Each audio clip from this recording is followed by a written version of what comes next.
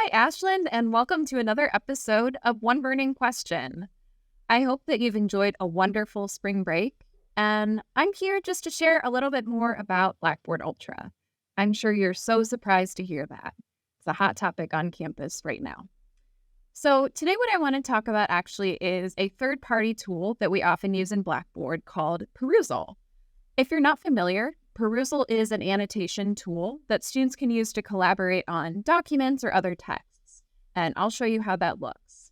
So today, I want to answer the question, how can I incorporate Perusall in Blackboard Ultra as opposed to that traditional way that I incorporate it in Blackboard Learn?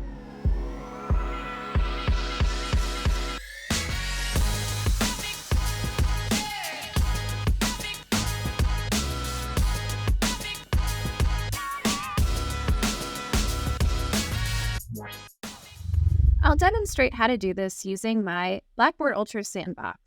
And keep in mind that everyone has an Ultra Sandbox to play with. So if you'd like to test including Perusall in an Ultra class, you can do the exact same thing I'm doing now.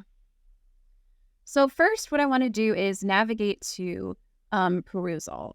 And I can do that pretty easily by going to Course Content, hitting the plus sign, and navigating to Content Market, where you can find all those third-party apps to include. Okay, so if I scroll down, you'll see Perusall. And right now I'm just going to click directly to navigate to the site. So when I navigate there, the course opens and you can see the assignments that have already been included.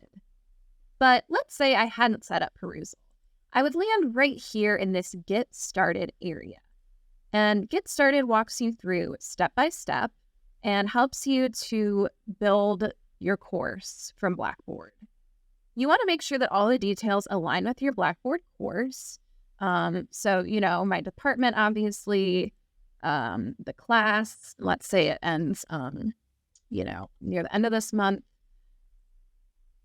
So anyway, you fill in details. You want to make sure that you have this grade sync to LMS toggled on if you want to grade Perusall assignments and factor them into students' final grades.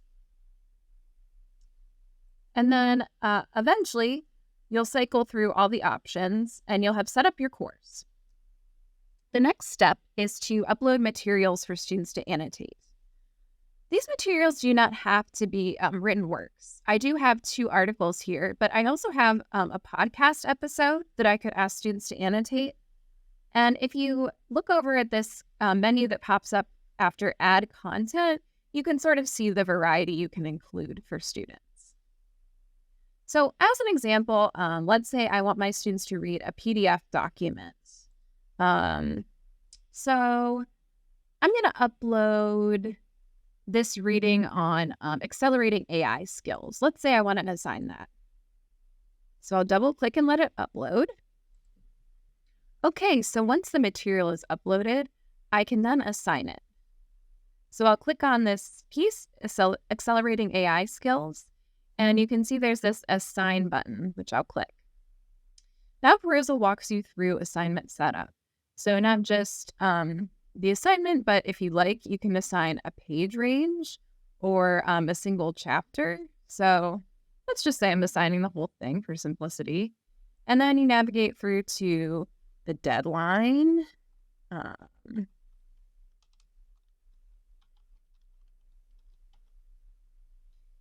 Name of the assignment. So I'll tell students what to do here. Read and annotate. Accelerating. Oops.